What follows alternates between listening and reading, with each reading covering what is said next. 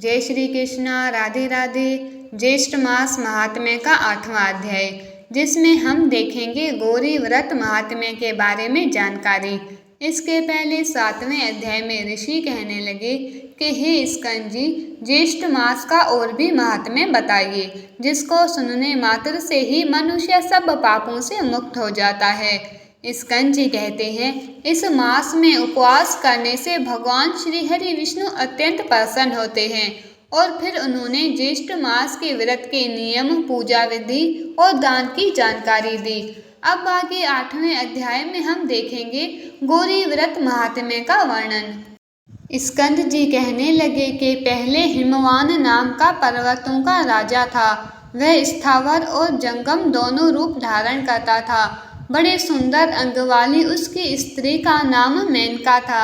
हिमवान सब सिद्धियों से युक्त होने पर भी संतानहीन होने के कारण अत्यंत दुखी था और संतान के लिए बहुत से व्रत व दानों को भी किया, परंतु संतान न हुई। एक दिन उस राजा ने मेनका को बुलाकर कहा कि धिक्कार है तुम्हें, और ऐसा कहकर बारंबार प्रलाप करने लगा। वह कहने लगा कि जो स्त्री रक्त और लावण्य से युक्त होने पर भी संतान से हीन हो, वह स्त्री समस्त लोकों में निंदित और निर्भाग्य है। हे सूची स्मृति, तुमको देखकर सदा मुझे अधिक समय तक संताप होता है, इसीलिए अब से मैं तुम्हारा मुख नहीं देखूंगा। ऐसा वह अपनी पत्नी से कहता है, क्योंकि उसकी पत्नी को देखते ही उसको संतानहीनता की बात याद आती है। इसीलिए वह उसे कह देता है कि मैं तुम्हारा कभी मुख नहीं देखूंगा। विद्वान पशुओं के समान तुम अपने प्राणों को कैसे धारण करती हो, ये तुम्हारी इच्छा, तुम जानो। अपने पति के ऐसे वचन सुनकर जैसे वायु के आघात से केला और वज्र के आघात से पर्वत गिरता है, वह मेनका पृथ्वी पर गिर गई और रोती हुई और विलाप करती हुई भगवान विष्णु की शरण में गई। लक्ष्मी जी के प्रार्थना करने पर और सामने नारद ऋषि को देखकर भगवान विष्णु ने नारद जी को मेनका के पास भेजा। नारद जी ने वहां जाकर मेनका को पर्णाशन व्रत का उपदेश दिया और कहा कि ज्येष्ठ मास के तृतीया आने पर इस व्रत को करो। उपदेश पाने पर मेनका ऐसे पर्वत गुफा, जिसको मनुष्य ने कभी नहीं देखा था, जो कि सिंह और व्याघ्रों से युक्त है, वह पतिव्रता वहां जाकर स्थाणु के समान नियम में स्थित हो गई तथा भोजन, निद्रा और अन्य किसी भी कर्म को न करके सब कर्मों को त्याग दिया। केवल भगवान विष्णु की गुणमयी और मानसी माया को सदा स्मरण करती रही। ये सब दुष्कर कर्म उसने ज्येष्ठ मास में किया।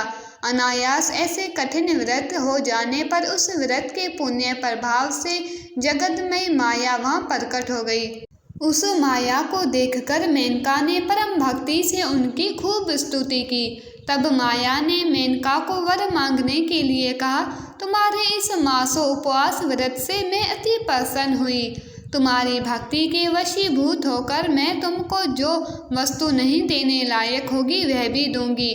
जगदम्बा के ऐसे वचन सुनकर मेनका अति प्रसन्नता से बोली कि हे देवी, यदि आप मुझ पर प्रसन्न हैं तो मेरे आंगन में आप प्रसन्न होकर रहें। जगदम्बा कहने लगी, मैं कन्या होकर रहूंगी। ऐसा कहकर फिर कहने लगी कि हे मेनका, तुम्हें एक पुत्र भी होगा। मैं तुमसे एक हित की बात कहती हूँ, जो तुम मेरी आज्ञा से वो काम करो। तुमको अनायास ही इस ज्येष्ठ मास के मासों उपवास व्रत का फल मिल गया है। अब तुम अपने घर को जाओ और सदैव इस व्रत को विधि पूर्वक करती रहो। ऐसा कहकर माया अंतर्ध्यान हो गई और मेनका भी अपने घर चली गई। अब घर जाकर मेनका ने राजा हिमवान से सब समाचार विस्तार पूर्वक कहा और भृगु ऋषि के उपदिष्ट मार्ग से ऐसे व्रत को मेनका ने भी किया। इस समाचार को सुनकर हिमवान बड़ी प्रसन्नता और हर्ष के साथ दोनों हाथों से मेनका को आलिंगन किया और अपनी गोद में बिठाकर समझाने लगा। उसके पश्चात कुछ समय व्यतीत होने पर मेनका गर्भवती हुई और वशिष्ठ ऋषि ने आकर मेनका का पुंसवन संस्कार कराया।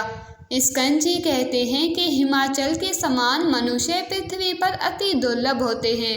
जिसके घर में स्वयं जगदम्बा प्रकट हुई हो और उमा, गौरी और पार्वती के नाम से विख्यात हुई हो। इस प्रकार ज्येष्ठ शुक्ल चतुर्थी को शिवा प्रकट हुई। इसीलिए सौभाग्य की वृद्धि के लिए स्त्रियों को चतुर्थी के दिन शिवा का व्रत अवश्य करना चाहिए। मिट्टी का शिव बनाकर मंडप के चारों द्वारों को अच्छी तरह शोभित करना चाहिए। गिरिजा आसन के चारों तरफ धान्य को बिछाकर मध्य भाग में अपनी शक्ति के अनुसार चांदी का झूला बनवाएं। उसमें उमा की सोने की प्रतिमा बनाकर सुंदर झूले में स्थापित करें तथा श्रद्धा अनुसार भक्ति से विधिवत उनका पूजन करें तथा सुहागिनी ब्राह्मणों का पूजन करें और कन्याओं को भोजन कराएं तथा अनेक सौभाग्य द्रव्य, माला और चंदन से पूजन करें।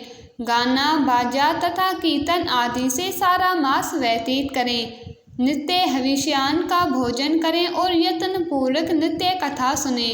तत्पश्चात फल समाप्ति के लिए उद्यापन करें और गौरी भी रमयान इस मंत्र से खीर का हवन करें। समस्त कार्य करते समय दूध देने वाली गौ का दान करें। ये स्त्रियों के लिए सौभाग्यदायक गौरी व्रत प्रसिद्ध है। जो स्त्री मोहवश चतुर्थी को भोजन करती है वह जन्म जन्मांतर में दुर्भागा होती है। उस दिन से इस व्रत की जगती तल में उमा जयंती नाम से प्रसिद्ध हुई। मेनका ने पुत्र संतान के निमित्त फिर इस व्रत को किया और उसके प्रभाव से महान तेजस्वी पुत्र उत्पन्न हुआ। वह मेनाक नाम से दूसरा हिमाचल कहा जाता है। इति श्री ज्येष्ठ मास महात्म्य गौरी व्रत महात्म्य वर्णन 8वां अध्याय संपूर्ण। आपको मेरा ये वीडियो अच्छा लगा तो लाइक कीजिए, शेयर कीजिए। अभी तक आपने मेरे चैनल को सब्सक्राइब नहीं किया है तो कृपया मेरे चैनल को सब्सक्राइब कीजिए ताकि आने वाले नई वीडियोस के नोटिफिकेशन आपको सही समय तक मिल सके। राधे राधे।